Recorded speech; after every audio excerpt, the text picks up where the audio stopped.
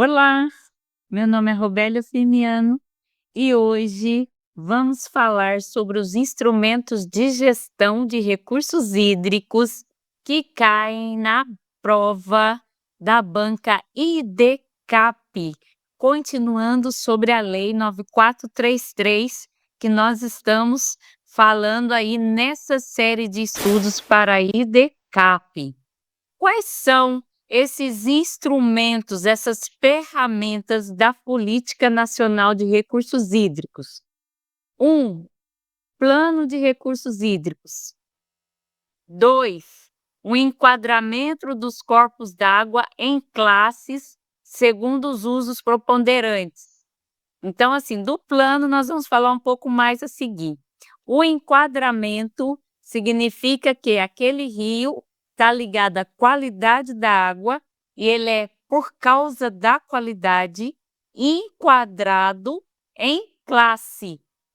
Pode ser uma classe especial, classe 1, classe 2, classe 3, classe 4, e cada classe dessa é relacionada a um tipo de uso. Então, o enquadramento dos corpos d'água em classe é segundo o uso que aquela água é possível fazer com aquela água.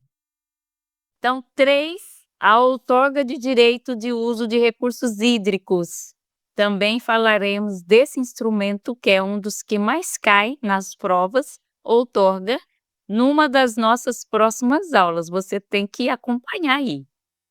A cobrança pelo uso dos recursos hídricos.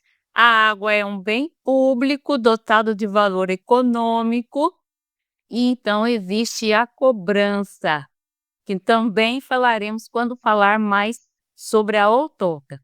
A compensação a municípios. Isso consta na lei como instrumento de gestão, mas não está regulamentado, ok?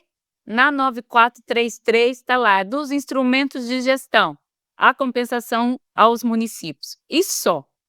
O que é essa compensação ao município, né? O município onde se tira a água, teoricamente, também seria beneficiado com a questão da cobrança, ele também seria compensado, como ocorre, por exemplo, quando tem uma hidrelétrica no município, né? Aí, aquele município, quando tem petróleo naquele município, o município é compensado financeiramente também por ter aquele recurso. Bem, na 9433, com relação à água bruta, a compensação aos municípios é um instrumento de gestão, mas não está regulamentado.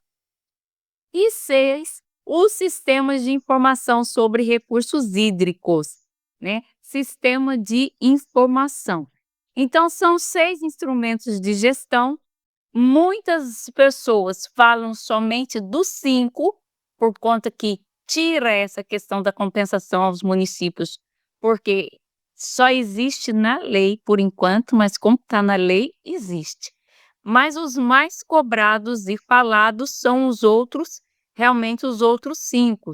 Planos de bacia, enquadramento dos corpos d'água, outorga de direito de uso da água, a cobrança pelo uso da água e o sistema de informações. Bem, com relação aos planos de bacia, eles são planos diretores, né? Ele tem um caráter estratégico e no plano se baseia toda a gestão da água. Então, o plano, ele tem que mencionar todos os outros instrumentos de gestão, tá certo? Como é que nós faremos, concederemos a outorga, como é que nós faremos a cobrança, como será nosso sistema de informação.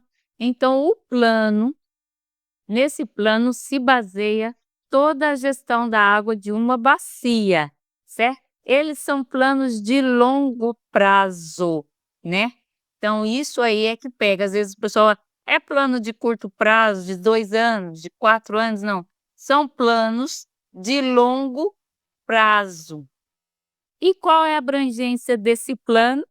Ele tem, os planos de bacia podem ser por bacia hidrográfica, Então uma bacia, né, um manancial, ele pode ter um plano, ele pode ser por estado, né, um plano estadual de recursos hídricos, cada estado tem o seu, e tem os planos feitos pelo país, né, os planos nacionais, que são planos de bacia, que também pegam estados, né, e outros países. Então, os planos em que pegam duas bacias hidrográficas, né? Por exemplo, a bacia do Rio São Francisco.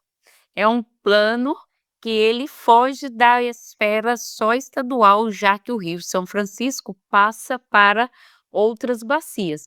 Mas as subbacias do Rio São Francisco têm os próprios planos, que também são planos de bacia. E em relação ao país, por exemplo, a bacia amazônica, né, é um plano que já é interpaís, né? Então existem também os planos interfronteiriços, ok? E quais são os conteúdos mínimos desses planos? Isso aí é coisa que também é cobrado na prova, né? Quais são os conteúdos do plano? Esse faz parte de um conteúdo do plano? Então, um plano de bacia, ele tem que ter um diagnóstico da situação atual dos recursos hídricos. Então, fizeram um plano há 3 anos atrás. Então, há 3 anos atrás, lá tem que estar escrito no plano como era a situação de recursos hídricos da bacia. Tem que ter uma análise da alternativa de crescimento demográfico e da evolução e das atividades produtivas e de modificação dos padrões de ocupação do solo. Então, por exemplo, era uma bacia com muita cobertura vegetal, né? Mas agora vão ser substituída para irrigação, para atividade de pecuária, ou vão se criar uma hidrelétrica. Então, essa evolução da atividade tem que constar no plano, bem como a população, né, o crescimento demográfico deve constar no plano. Terceiro, que é uma ferramenta do plano muito importante para a outorga, o balanço entre disponibilidade e demanda futura dos recursos hídricos, em termos de quantidade e qualidade, com identificação dos principais conflitos. Então, o plano deve falar assim: qual é a disponibilidade dessa bacia, né? Qual é a vazão de referência? Esses nossos mananciais, eles têm quanto de água? Do tanto que tem, quanto é que pode ser tirado para uso, né? E quanto é que tem que ser deixado lá para manutenção dos ecossistemas? Então, eu estou falando de disponibilidade de uma bacia. E as demandas? Quais são as demandas para aquela bacia? É para a indústria? Para dessedentação de animais, para diluição de efluentes. Então, quais são as demandas, né, agora e futuro? Alguma bacia pode gerar conflito? Corre o risco de se ter muitos usuários e pouca disponibilidade, né? Como vamos resolver esse conflito? Então, o plano tem que trazer isso daí. Traz metas de racionalização do uso e de aumento da quantidade e melhoria da qualidade dos recursos hídricos. Também, então, hoje o nosso rio, um dos nossos mananciais está lá enquadrado como classe 4. Vamos trazer ele dentro de 3 anos para a classe 3? Vamos trazer ele dentro de 10 anos para a classe 2? Então, metas de racionalização de uso, de diminuir quantidade também e de melhorar a qualidade. Bem, quinto, medidas a serem tomadas, programas a serem desenvolvidos e projetos a serem implementados para atendimento das metas previstas. Então, no plano consta assim, quais os programas e os projetos que a gente quer para a bacia? Vamos cercar nascentes?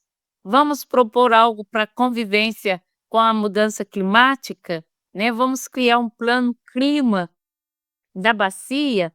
Então, tem que ter aí os programas e os projetos da bacia e uma meta prevista para se atingir os objetivos do plano. 8, tem que estar escrito lá as prioridades para outorga de direito de recursos hídricos. E aí, cada bacia pode estabelecer a sua prioridade, lembrando que a prioridade para todas elas, primeiro é consumo humano e descendentação animal. Não é nem primeiro e segundo, que eles estão em igual quantidade, tá certo? Água para as pessoas beberem e para os animais beberem. Pronto. Aí depois essa bacia pode dizer se, não, nós vamos ser uma bacia agrícola. Não, nós vamos ser uma bacia que vai gerar mais energia. Nós vamos ser uma bacia que vai trabalhar uma parte mais conservacionista, né? Então, as prioridades, nós vamos ser uma bacia que vamos investir mais no turismo. Como aqui é uma bacia, por exemplo, que tem muitas cavernas, em que não é possível ficar retirando água do solo, então nós vamos direcionar essa bacia para ser uma bacia que tenha mais frutíferas com turismo. Então, essas prioridades de ser outorgados também consta no plano. E 10, 9, as diretrizes para a cobrança pelo uso dos recursos hídricos. Pronto, então nós queremos que seja cobrado o valor de X pela água nessa bacia. Então se trata disso no plano. Como nós vamos estabelecer o valor a se pagar pela água bruta de quem consumir a água bruta. E no 10, a proposta para a criação de áreas sujeitas à restrição de uso, com vista à proteção de recursos hídricos. Então, no plano pode ter, olha, essa área vamos manter, vamos criar um parque, vamos fazer APA, vamos fazer o quê? Quais são as áreas protegidas que serão criadas de forma a proteger os recursos hídricos da bacia? Isso consta num plano de bacia. E vamos lá então para uma questão que caiu na prova. Com base na Política Nacional de Recursos Hídricos, é incorreto afirmar: letra A. Um dos fundamentos da Política Nacional de Recursos Hídricos é que a água é um recurso natural limitado, dotado de valor econômico. Ok, isso está correto, né? Ele está buscando a incorreta. Letra B. Os planos de recursos hídricos são planos de curto prazo, com horizonte de planejamento compatível com o período de implantação de seus programas e projetos e terão alguns conteúdos mínimos, como, por exemplo, diagnóstico da situação atual dos recursos hídricos. Pronto. A letra B está incorreta, porque os planos de recursos hídricos são planos de longo prazo, né? Com horizonte, sim, compatível com programas e projetos que também alguns são de longo prazo. Tem, sim, conteúdo mínimo, como exemplo, o diagnóstico da situação atual dos recursos hídricos. Então, o erro aí está escrito relacionando a plano de recursos hídricos com o fato de ser de curto prazo. Então, essa foi uma questão da IDCAP. No nosso quiz, vamos falar melhor dessa questão que caiu na prova, uma das provas anteriores da IDCAP relacionado aos instrumentos de gestão de recursos hídricos. Obrigada da sua atenção. Sigamos estudando, né? Compartilhe com outros essa videoaula. Quanto mais pessoas estudando junto também é um motivo, né? Motiva outros a estar estudando, a estar compartilhando conteúdos de qualidade. Obrigada da atenção.